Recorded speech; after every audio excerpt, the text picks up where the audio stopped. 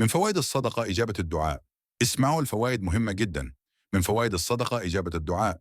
فإذا أردت أن تكون مجاب الدعاء فتصدق قبل أن تدعو، لأن الله عز وجل يقول: إن تبدوا الصدقات فنعم ما هي، وإن تخفوها وتؤتوا الفقراء فهو خير لكم ويكفر عنكم من سيئاتكم. وتكفير السيئات سبب لإجابة الدعوات.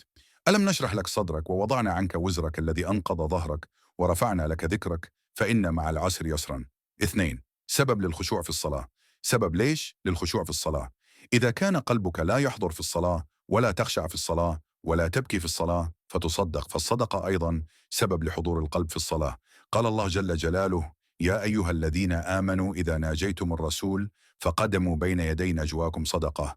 والصلاة مناجاة لله، فإذا كان الله يأمر بصدقة بين يدي مناجاة مخلوق، فالصدقة بين يدي مناجاة الخالق باب أولى. أيضا الصدقة من أسباب دفع البلاء ورفعه.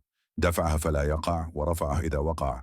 كم من إنسان أصيب بمرض فتاك وزال المرض بالصدقة. وأختم لكم بقصتين في هذا الباب. القصة الأولى قد ذكرتها لكم، وهي قصة الرجل وأمه والقطة. ذكرتها لكم. الذي تصدع على قطة وشفى الله أمه. القصة الثانية قصة امرأة من القصيم كانت مصابة بمرض، وجاء لها أولادها بخادمة.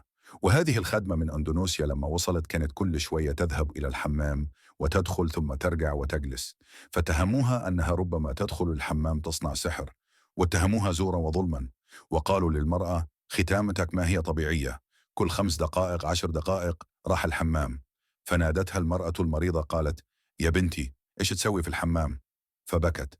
قالت: صدقيني ترى ما سوي لك شيء، صدقيني إيش تسوي في الحمام؟ قالت: يا أمي أنا في 40 ولدت، ومن الحاجة للمال تركت ولدي وجيت، كل شوية يتعب صدري من اللبن فأدخل حمام وأحلب اللبن. بكيت المرأة. قالت: ارجعي لولدك وأرضعيه وراتبك ماشي. وأصت لها التذكرة وأعطعتها مبلغ وراحت. وهي في الطيارة دعت، قالت: يا رب هذه المرأة أحسنت إلي فأحسن إليها، اللهم اشفيها اللهم اشفيها. تلك الليلة المرأة نامت وإذا بالعرق يتصبب منها، وشفيت شفاء تاما بسبب صدقة على مسكينة. صدقة يا أخي لو تعلم فضلها ما تتوقف عنها أبدا. وبعدين الصدقة ليس بالضرورة يكون كثير. تأكل نار ولو بالشق تمر نصف تمرة، لو ريال لو حتى هلال.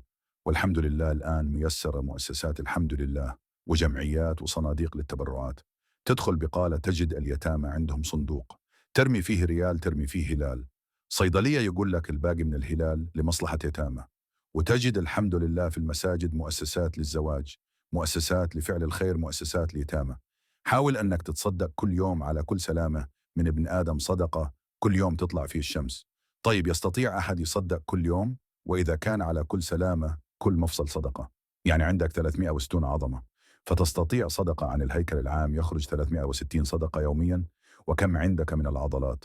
كم عندك من العصب؟ كم عندك من كريات الدم الحمراء والبيضاء؟ كم عندك من في جسدك؟ تحتاج لملايين الصدقات حتى تشكر نعمة الجسد فقط. طيب كيف؟ فجعل الله لنا كل تكبيرة صدقة، وكل تحميد صدقة، وكل تهليل صدقة، وكل تسبيح صدقة، وأمر بالمعروف صدقة، ونهي عن المنكر صدقة، وابتسامة في وجه أخيك صدقة، وتعين أخاك على دابتي تحمله على صدقة، ويغنيك عن ذلك كله من الصدقات ركعتين تركعهما وقت صلاة الضحى. صلاة الضحى تغني عن آلاف الصدقات. وقليل من الناس من يصلي الضحى. وبعدين بعض الناس يجهل، يحسب أن الضحى هي الإشراق. لا، صلاة الإشراق هذه عند طلوع الشمس وارتفاعها وهي ركعتين، لكن الضحى عند طلوع الشمس وارتفاعها وهي ركعتين. لكن الضحى 4 ركعات وتصل في الساعة 10 تقريبا عندما يشتد الرمض يعني الحرارة عند الضحى، وهي التي أقسم الله بها في قوله: والضحى والليل إذا سجى فالإشراق أول النهار، والضحى وسطه والظهيرة بعد ذلك. فالضحى ما بين الظهيرة وبين الإشراق، الوقت هذا، أو ما بين الهجير والإشراق، ظهيرة بعد الهجير. هذه ساعات النهار المهم. هذه الركعات 2 إلى 8 كلها تسمى ضحى. إذا داومت عليها كأنما تتصدق كل يوم 360 صدقة. يغنيه عن ذلك كله 2 يركعهما من صلاة الضحى. إذا كان الهيكل العظمي تغنيك عنه 2، إذا حط 2 للعضلات، وحط لك 2 للأعصاب، وحط 2 للعقل، وحط زي ما شئت أن تزيد لأن الباب مفتوح.